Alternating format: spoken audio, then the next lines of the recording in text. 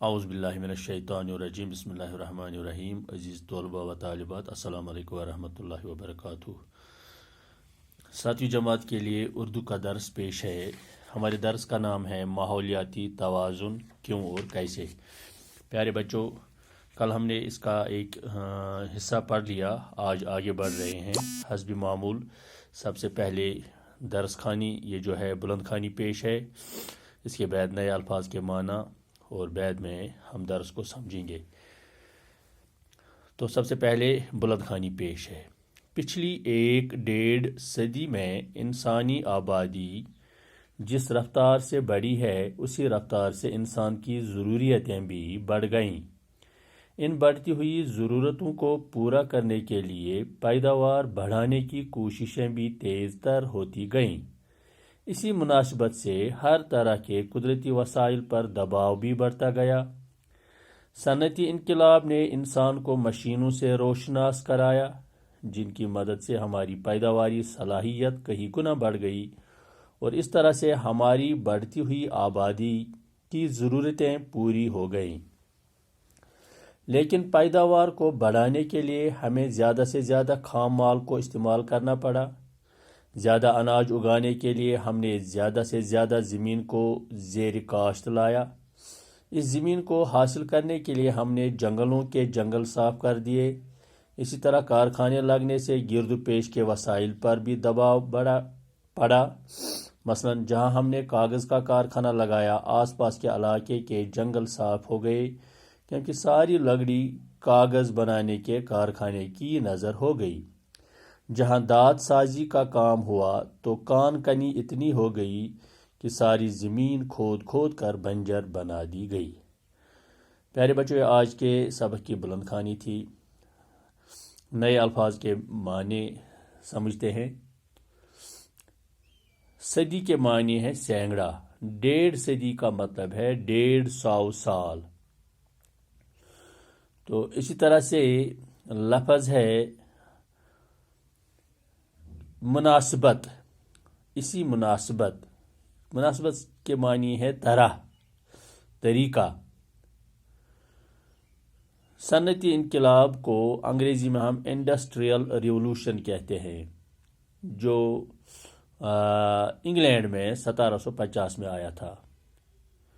روشناس کرایا کے معنی ہے جانکاری دی۔ گرد و پیش کے معنی ہے آس پاس۔ تو نظر کے معنی ہے حوالے۔ بنجر کے معنی ہے بیکار۔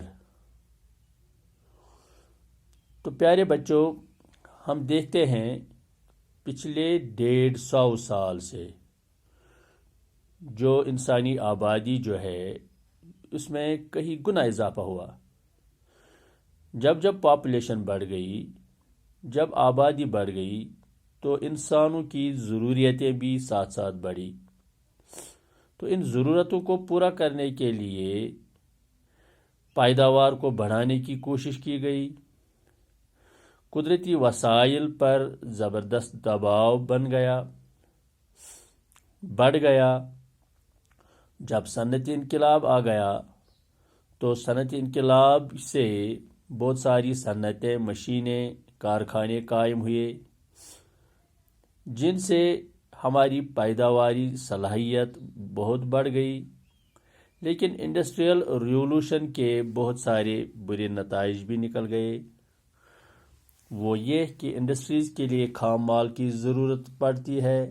خام مال کو ہم انگریزی میں را میٹیریل کہتے ہیں۔ ہر ایک کارخانے کے لیے را میٹیریل کی ضرورت ہوتی ہے، خام مال کی ضرورت ہوتی ہے۔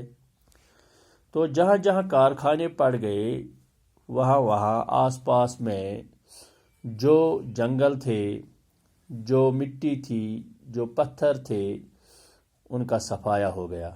مثلا کتاب میں بتایا گیا ہے کسی جگہ پہ کاغذ کا کارخانہ لگ گیا تو کاغذ پیڑ پودوں سے بنتے ہیں، تو پیڑ پودوں کا صفایا ہو گیا۔ کان کنی ہوئی، کان کنی جس کو ہم کہتے ہیں کشمیری میں کھائیں، کنہِ کھٲنۍ آسان کۄل کھٲنۍ تو جہاں جہاں پر کوئی کوئی کارخانہ لگ گیا تو وہاں سے کیا مطلب وہاں جنگل کے جنگل صاف ہو گئے، پتھر نکالے گئے، زمین کھود دی گئی.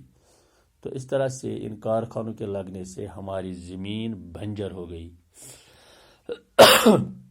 تو پیارے بچوں، ہم دیکھتے ہیں کہ اس زمین کو یہ جو بنجر ہو گئی، اس زمین کو بنجر کیسے بنایا گیا، کس طرح بنایا گیا، اس کا خیال ہمیں کرنا ہے، آپ کو کرنا ہے. اس زمین کو، اس کا ایروجن ہمیں روکنا ہے. اس کی یہ ہمارا آس پاس جو ہے ماحول جو ہے، پیڑ پودوں کا صفایا انسانوں نے کیا، انسانوں کے لیے ہی ہیں یہ.